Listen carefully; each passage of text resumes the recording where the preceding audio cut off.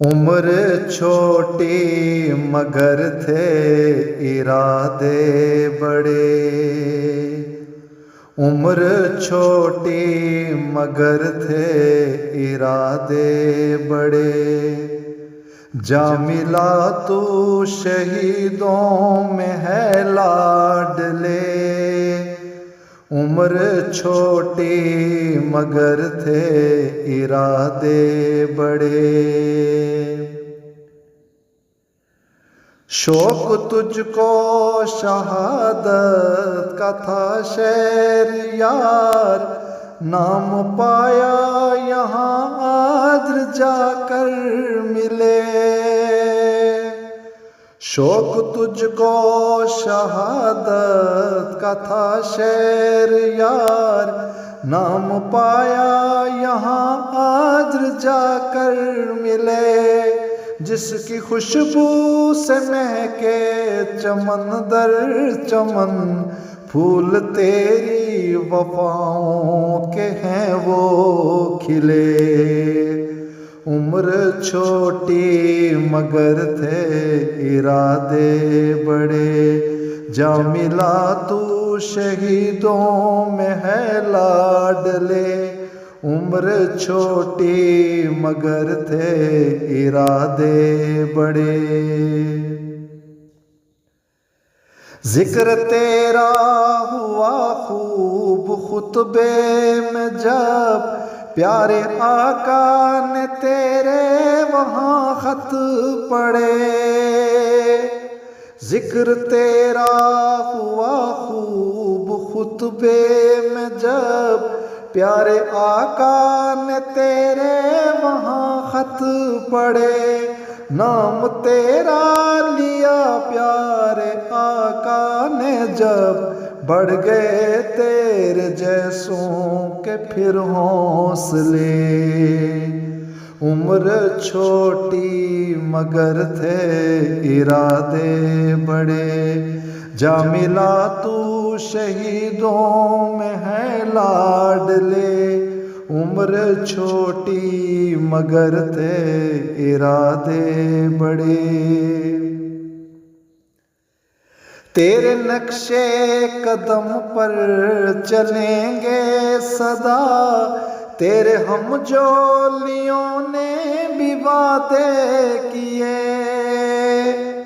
تیرے نقشے قدم پر چلیں گے سدا، تیرے ہم جولیوں نے بھی وعدے کیے، مانگتی ہے دعا قدسیہ رات دن، ہم پہ دائم خلافت کے ہوں سلسلے، عمر چھوٹی مگر تھے ارادے بڑے، جا ملا تو شہیدوں میں ہے لاڈلے، عمر چھوٹی مگر تھے ارادے بڑے، عمر چھوٹی مگر تھے ارادے بڑے۔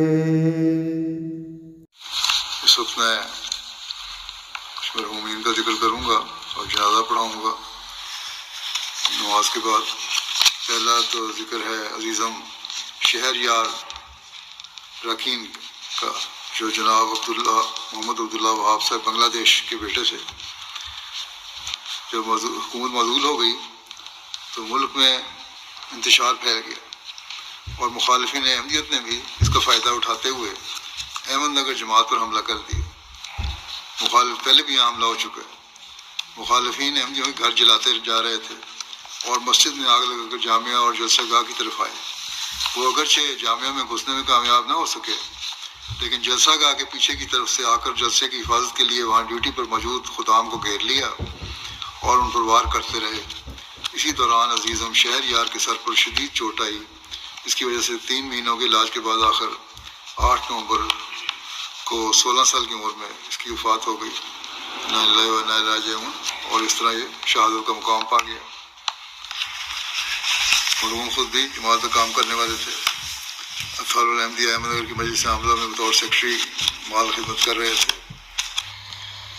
عزیزم شہر یار وقف 9 کی تاریخ میں شامل تھے. مرحوم خود بھی جماعت میں کام کرنے والے تھے. اطہار الاحمدیہ احمد نگر کی مجلس عاملہ میں بطور سیکرٹری مال خدمت کر رہے تھے. ان کی والدہ لکھتی ہیں کہ ان کا یہ بیٹا آغاز سے ہی نماز اور عبادت کا پابند اور جماعتی کاموں میں سب سے زیادہ دلچسپی لینے والا رہا ہے.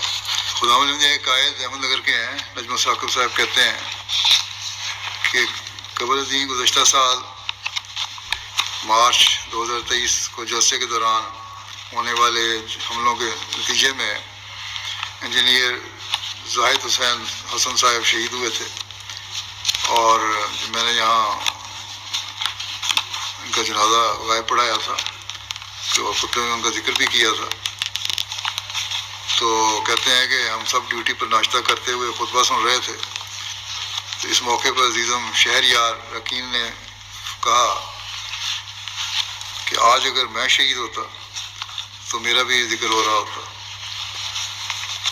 لکھتے ہیں دلیری سے پہرا دیتے ہوئے رہے اور حفاظتی اقدام میں قائد صاحب کا ہاتھ بٹاتا رہا. اچانک حملہ آور گیٹ توڑ پھوڑ کر اندر داخل ہو گئے اور داخل ہوتے ہی ہلا بول دیا اور ڈنڈوں سے رد و کوب کیا. لوگوں کو مارا، زخمیوں کو یا بہت ساروں کو، اور سب سے زیادہ زخم چوٹ مرحوم کو لگی اور ان کو اس وقت اتنی زیادہ چوٹیں تھیں کہ دماغ سر پہ بہت زیادہ چوٹیں لگیں. نچلا دھڑ بالکل سن ہو گیا تھا. اس کا انہوں نے اظہار وہیں کیا. اس کے بعد آرمی کی گاڑی آئی تھوڑی دیر کے بعد اور فوج کے آ جانے سے حملہ آوروں نے زخمی احمدیوں میں چھوڑ کر وہاں سے بھاگنے کی راہ لی. قائد صاحب لکھتے ہیں کسی وقت بھی ڈیوٹی اور خدمت اجا لانے کے لیے تیار رہتا تھا. مسجد کی صفائی اور وقار عمل میں خود بھی حصہ لیتا تھا اور دوسروں کو بھی شامل کرواتا تھا.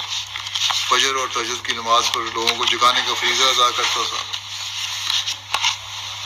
متعلم ہیں جامعہ بنگلہ دیش کے ظہیر صاحب کہتے ہیں کہ تدفین جب اس کی ہو رہی تھی اس دن جیسا کہ میری ڈیوٹی تھی اس علاقے میں تو میں نے احمد نگر کے خادم سے پوچھا کہ آپ لوگ اکثر اس کے ساتھ ہوتے تھے اور کھیلتے بھی رہے ہیں، کون سی ایسی خصوصیت تھی جو بڑی ممتاز کرتی ہے اسے دوسروں سے؟ تو انہوں نے کہا کہ وہی بات کہ 23 کے جلسے کے موقع پر شہید زاہد حسین کے متعلق نمائش لگائی گئی اور ہم سب مل کر دیکھ رہے تھے. اس وقت اچانک رکین کہنے لگا کاش زاہد بھائی کی طرح میں بھی ایسا شہید ہو پاتا، میری تصویر بھی یہاں ہوتی اور میرا ذکر بھی خطبے میں ہوتا. کہتے ہیں ہم بڑے حیران تھے اس بات سن کے اسے. اللہ تعالیٰ نے اس کی خواہش پوری کر دی. اس کی مرحوم کی چچی